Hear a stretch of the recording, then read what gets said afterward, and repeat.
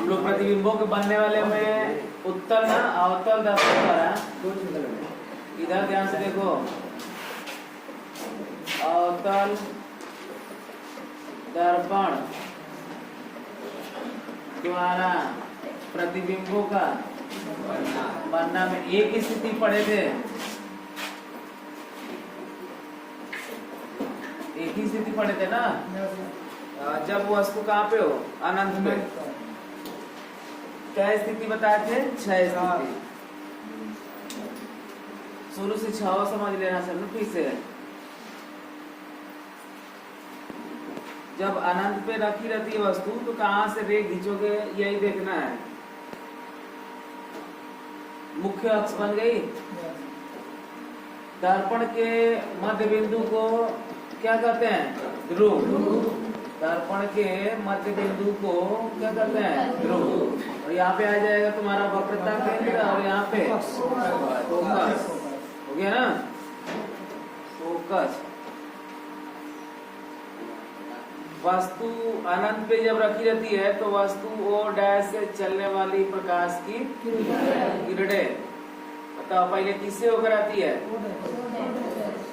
वस्तु O dash से चलने वाली प्रकाश की किरणें किससे होकर आती है, मुख्य फोकस से। मुख्य फोकस से होकर आती है तो दर्पण से परावर्तन होने के बाद अपने मुख्य अक्ष के समांतर वापस लौट जाती है, यही ना बताया। जब जब आएगी मुख्य फोकस से तो दर्पण से परावर्तन होने के बाद कहां से वापस लौटती है, मुख्य अक्ष के समांतर।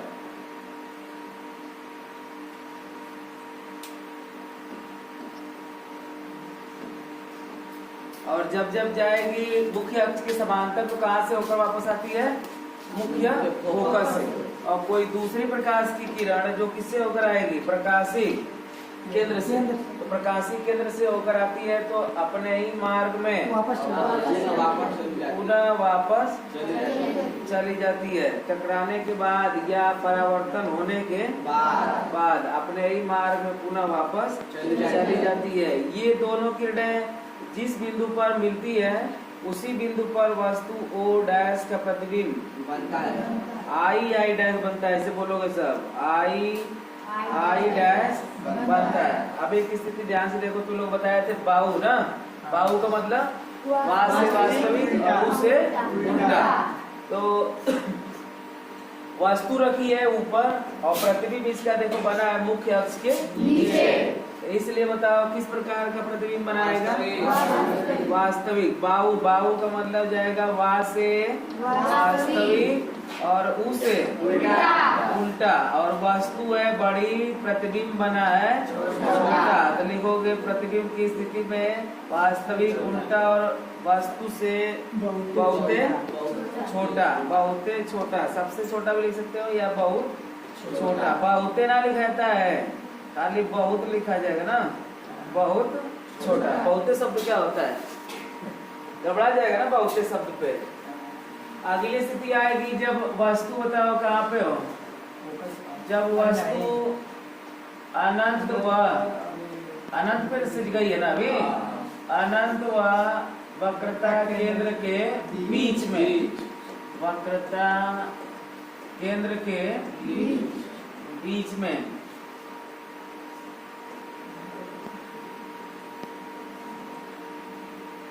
दर्पण बनाओगे, पिछले वाले भाग को कलई करोगे किसके द्वारा, लालक, पारा तथा लालक साइड द्वारा। पारा बोलोगे तब उसके बाद बोलोगे लालक, है ना। पारा तथा लालक साइड द्वारा कलई किया हुआ होता है।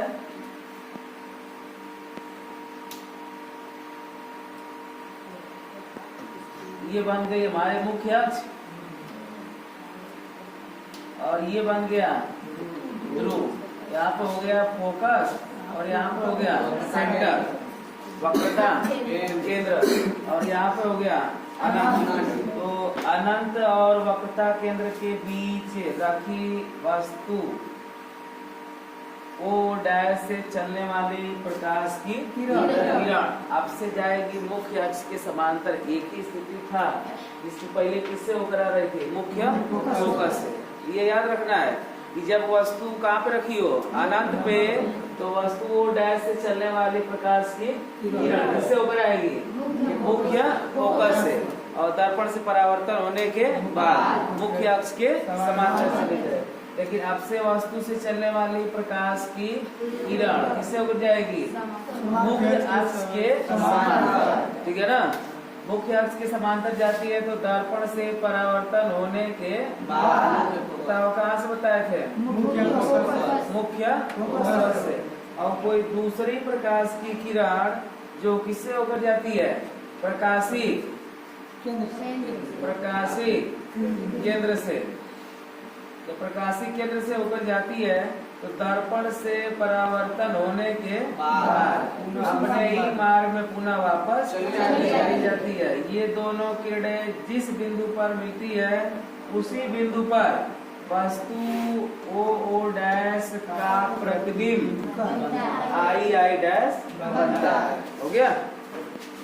अच्छा, वस्तु देखो मुख्य अक्ष के रखी है ऊपर और प्रतिबिंब बना है मुख्य अक्ष के नीचे। इस बार भी उल्टा बना, तो जब उल्टा बना तो बताओ क्या बनाएगा, वास्तविक। या तो जब दोनों स्थितियों में या तो वास्तविक बनाएगा तो उल्टा, या तो उल्टा बन गया तो वास्तविक। तो वास्तविक व उल्टा, और वस्तु से बहुत छोटा नहीं, खाली छोटा, खाली क्या लिखोगे सर, छोटा। बहुत छोटा नहीं बनेगा, आपकी बार से खाली क्या बनेगा, छोटा। ये स्थिति लिखना है, जैसे जैसे बोलेंगे उसे उसे ध्यान देना सर, ये रटना है चीज। लिखोगे सब फिगर बना के कि वस्तु ओ डैश से चलने वाली प्रकाश की किरण मुख्य अक्ष के समांतर जाती है तो दर्पण से परावर्तन होने के बाद मुख्य फोकस से होकर वापस आती है। हो गया।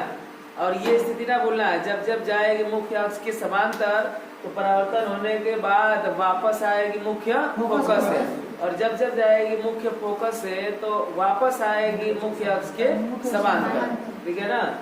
दूसरी प्रकाश किरण जो किससे उड़ जाती है, प्रकाश से अरे वक्रता केंद्र से, तो दर्पण से परावर्तन होने के बाद अपने ही मार्ग में पुनः वापस चली जाती है। और ये दोनों किरणें जिस बिंदु पर मिलती है उसी बिंदु पर वस्तु डैश का प्रतिबिंब आई डैश प्राप्त होता है। और इस स्थिति में प्राप्त प्रतिबिंब वास्तविक, उल्टा और वस्तु से छोटा बनता है।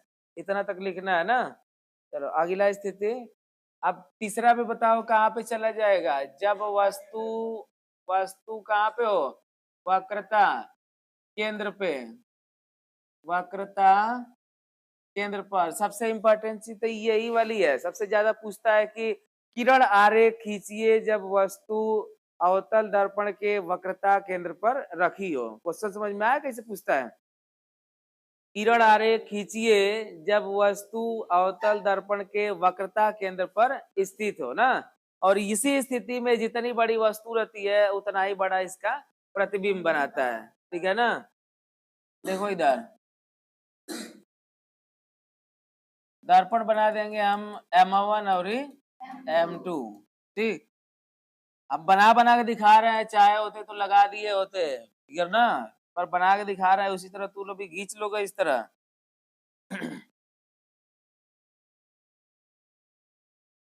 मुख्य अक्ष तैयार हुई और यहाँ पे बताओ P, यहाँ पे आ जाएगा तुम्हारा F, और यहाँ पे आ जाएगा C, और इधर हो जाएगा अनंत। अब बताओ वस्तु को किस पर रखना है, वक्रता केंद्र पर, यहीं पर ना रखना है। वस्तु को रख दिए तो वस्तु से चलने वाली प्रकाश की किरण मुख्य अक्ष के समांतर वापस, अरे मुख्य अक्ष के समांतर जाती है तो दर्पण से परावर्तन होने के बाद किससे होकर आती है, फोकस से, मुख्य फोकस से आ रही है ना।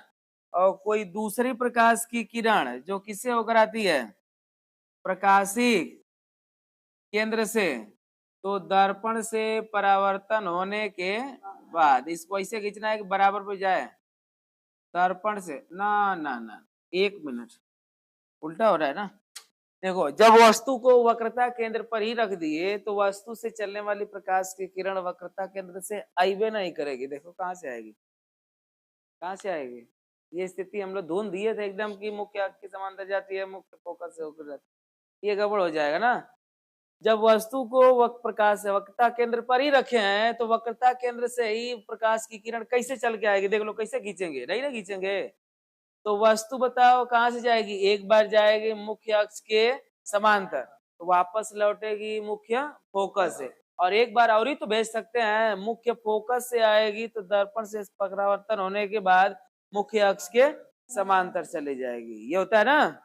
हाँ, तो अब की बार दूसरी प्रकाश की किरण जो प्रकाशी केंद्र से नहीं, वक्रता केंद्र से नहीं, बताओ किससे होकर आती है, मुख्य फोकस से।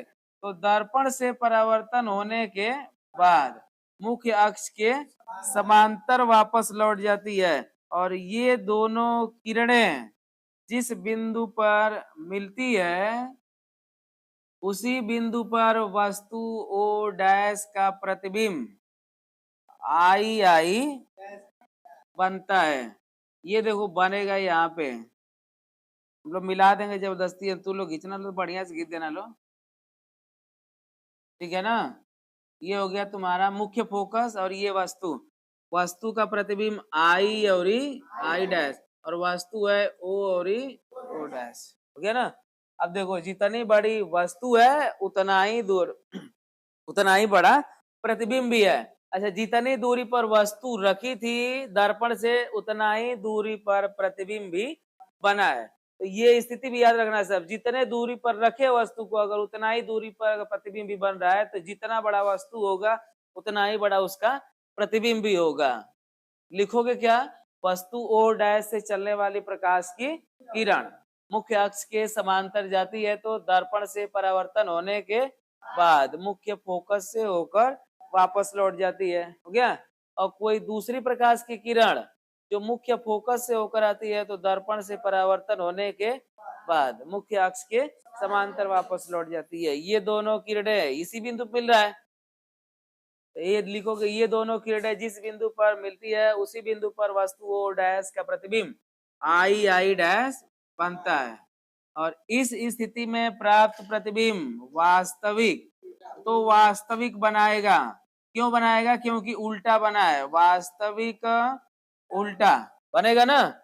और वस्तु के बराबर, जितनी बड़ी वस्तु है उतना ही बड़ा उसका प्रतिबिंब भी तैयार होगा। याद रखना लो, जब वस्तु वक्रता केंद्र पर रखी रहती है तो जितनी बड़ी वस्तु रहती है उतना ही बड़ा प्रतिबिंब बनता है, और जितनी दूरी पर रखी रहती है उतना ही दूरी पर उसका इमेज भी तैयार होता है ना।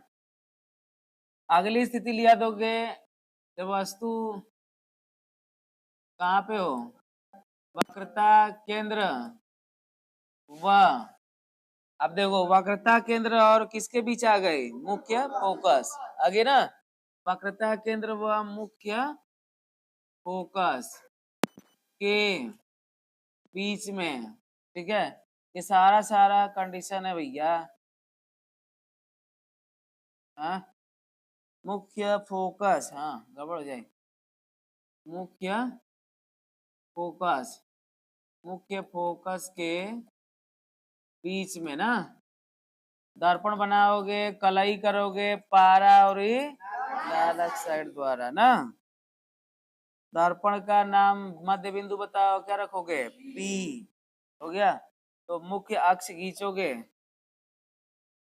मुख्य अक्ष खींच दिए, तो मुख्य अक्ष खींचने के बाद यहाँ पे ले आओगे सब यप, और यहाँ पे सी, और यहाँ पे, अच्छा सबका नामकरण करेंगे चाहे वहां से खींचे या ना खींचे। दरवाजा बंद कर दो रौनक, खींचे या ना खींचे सबका नामकरण करेंगे जरूर से ना। अब वस्तु को बताओ कहाँ पर रखना है ना, वक्रता केंद्र और फोकस के बीच में, देख रहे हो सब, वक्रता केंद्र और फोकस के बीच में वस्तु को रख दी हमने, वस्तु का नामकरण कर दिया ओ और ओ डैश। अच्छा इधर देखो, हम खड़े हैं यहीं से, हमारे पीछे में से होके जाएगी किरण ना जाएगी, जब तक यहाँ से होकर नहीं जाएगी तब तक नहीं जाएगी, और जस्ट पीछे में से होकर प्रकाश की किरण नहीं जाएगी, ये भी ध्यान देना सब ना। तो इस बार भी प्रकाश वक्रता केंद्र से नहीं जाएगी प्रकाश की किरण, एक बार जाएगी मुख्य अक्ष के समांतर और एक बार आएगी मुख्य फोकस से ही ना। यही कंडीशन याद रखना है कि कहाँ कहाँ से किरण जा रही है, ठीक। चलो तो लिखोगे सब, वस्तु ओ डैश से चलने वाली प्रकाश की किरण किससे होकर जाती है, मुख्य अक्ष के समांतर, और जब जब समांतर जाती है तो दर्पण से परावर्तन होने के बाद तो किससे होकर आती है, मुख्य फोकस से। किसी को दिक्कत? और दूसरी प्रकाश की किरण जो किससे होकर आती है, मुख्य फोकस से, तो दर्पण से परावर्तन होने के बाद मुख्य अक्ष के समांतर वापस लौट जाती है, और ये दोनों किरणें जिस बिंदु पर मिलती है उसी बिंदु पर वस्तु ओ डैश का प्रतिबिंब आई आई डैश बनता है। वस्तु का प्रतिबिंब आई और आई डैश, ये ओ और ओ डैश हो गया। अच्छा इस बार वस्तु हो गई छोटी और प्रतिबिंब हो रहा है बड़ा, हो रहा है ना, तो वास्तविक उल्टा तो जरूर बनेगा। क्या लिखोगे सब, वास्तविक उल्टा। फुटाइयो आंख से देखोगे तो बड़ा दिखाई दे रहा है ना, यहाँ पर लिखोगे सब वस्तु से बड़ा, क्या बनेगा, वस्तु से बड़ा। हाँ ध्यान से सुन रहे, बोलना है ना।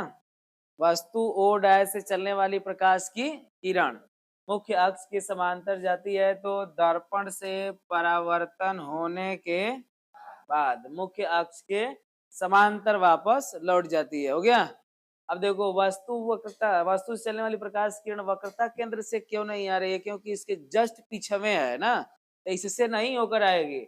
दूसरी प्रकाश की किरण जो किससे होकर आती है, मुख्य फोकस से, और जब जब आएगी मुख्य फोकस से तो दर्पण से परावर्तन होने के बाद किससे होकर वापस लौट जाती है, मुख्य अक्ष के समांतर। और ये दोनों किरणें जिस बिंदु पर मिलती है उसी बिंदु पर वस्तु ओ डैश का प्रतिबिंब आई आई डैश बनता है।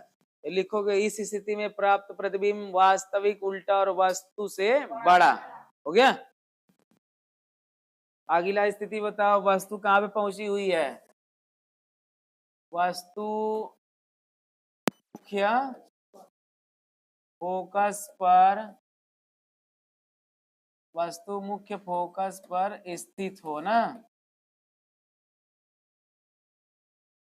एक किरण आरेख पक्का खींचने के लिए आएगा, चाहे तू लो अपना बना लो और चाहे बिगाड़ लो। दर्पण हो गया M1 और M2, दर्पण का मध्य बिंदु हो जाएगा P, क्या हो जाएगा P। मुख्य अक्ष खींच लेंगे, मुख्य अक्ष हो गया, मुख्य अक्ष पर स्थित बिंदु F C, और ये अनंत। वस्तु को बताओ कहाँ पे स्थित करना है, मुख्य फोकस पर। मुख्य फोकस पर स्थित कराओगे, वस्तु आ गई तुम्हारे मुख्य फोकस पर। देख रहे हो सब, मुख्य फोकस पे छोड़ दें, छोड़ दे, मुख्य फोकस पर। तो वस्तु लिखोगे ओ और ओ डैश। अब की बार प्रकाशिक वक्रता केंद्र से होकर जाएगी, क्योंकि वक्रता केंद्र दूर हो गया ना। देखो ऐसे को आराम से जा सकती है, जाएगी क्यों वहां से, क्योंकि मुख्य फोकस पे जब रख दिए है तो मुख्य फोकस से होकर कहां से आएगी। देखो मुख्य फोकस से ऐसे खींच लोगे, ऐसे फिगर नहीं ना बनेगा। एक बार ऐसे जाएगी, टकराने के बाद इसके तलों से चली जाएगी, लेकिन इसी से होकर जिस पर वस्तु रख दोगे उससे प्रकाश की किरण चलती हुई नहीं आएगी। ठीक है ना। तब एक दो चीज बच रहा है ना, मुख्य फोकस और प्रकाशीय वक्रता केंद्र। तो वस्तु ओ डैश से चलने वाली प्रकाश की किरण बताओ किससे होकर आती है, मुख्य फोकस से, तो दर्पण से परावर्तन होने के बाद बताओ किससे होकर जाएगी, मुख्य फोकस से। देख रहे हो सब ना। और कोई दूसरी प्रकाश की किरण जो किससे होकर आती है, हाँ ध्यान से देखना सब, प्रकाश वक्रता केंद्र से, तो दर्पण से परावर्तन होने के बाद अपने ही मार्ग में पुनः बताओ क्या हो जाती है, वापस चली जाती है। इसके लिए इंगित करोगे सब, यो आएगी और इसी रास्ते से चली जाएगी। हो गया। ये दोनों किरणें मतलब लगभग नहीं तो असमान समांतर होने के कारण, ध्यान से सुनना सब ना, ये दोनों देखो किरणें कहीं मिल रही है, मतलब लगभग होती है समांतर ना, पूरा रूप से समांतर लिख दिया था लेकिन लगभग। अच्छा बताओ, अगर पूरा पूरा अगर समांतर बोल देंगे तो समांतर रेखा की परिभाषा होता है भैया कि समांतर रेखाएं एक दूसरे को कभी काटती नहीं है, कभी नहीं काटेगी तो प्रतिबिंब नहीं बनाएगा। इसलिए लिखा जाता है कि ये दोनों किरणें समांतर होने के कारण बहुत दूर जाकर मिलती है, तो मिलेगी तो असमांतर में गुण पाया जाएगा कि ना पाया जाएगा, लिखोगे सब, ये दोनों किरणें असमांतर होने के कारण बहुत दूर जाकर मिलती है, इसलिए इस स्थिति में प्राप्त प्रतिबिंब, अच्छा वस्तु है ऊपर, अब मिलेगी भी तो कहाँ मिलेगी, नीचे। तो एक बात तो तय है ना भैया कि कैसा तैयार होगा, वास्तविक उल्टा, कैसा तैयार होगा, वास्तविक उल्टा, जितने दूर जाकर मिलेगी उतने बड़ा प्रतिबिंब बनाएगा। तो ये दोनों किरणें समांतर होने के कारण बहुत दूर जाकर मिलती है, इसलिए इस स्थिति में प्राप्त प्रतिबिंब वस्तु से बहुत बड़ा, बहुत बड़ा ना, बहुत बड़ा तैयार होता है। तो एक बात याद रखो, सबसे बड़ा प्रतिबिंब किस स्थान पे रखने पे बनता है, जब वस्तु कहाँ पे रखी हो, मुख्य फोकस पर, ठीक है ना। लास्ट कंडीशन है, जब वस्तु कहाँ पे हो, ध्रुव, जब वस्तु मुख्य,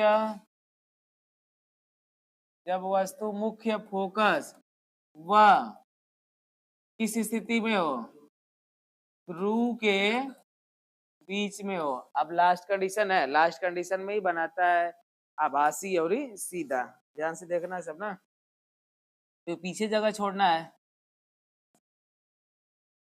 दर्पण बनाओगे सब M1 और M2, दर्पण को कलई करोगे किसके द्वारा, पारा या लाल ऑक्साइड द्वारा, हो गया। दर्पण का मुख्य अक्ष खींचोगे सब,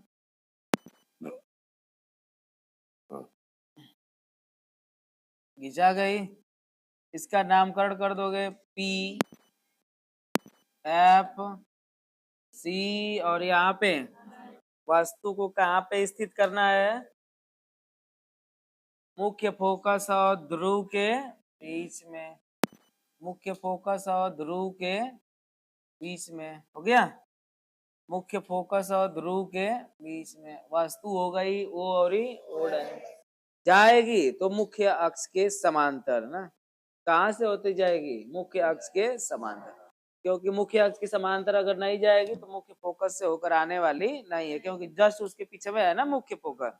तो इसलिए प्रथम वस्तु प्रकाश की किरण किससे होकर जाती है, मुख्य अक्ष के समांतर, तो दर्पण से परावर्तन होने के बाद बताओ किससे होकर आती है, मुख्य फोकस, हो गया।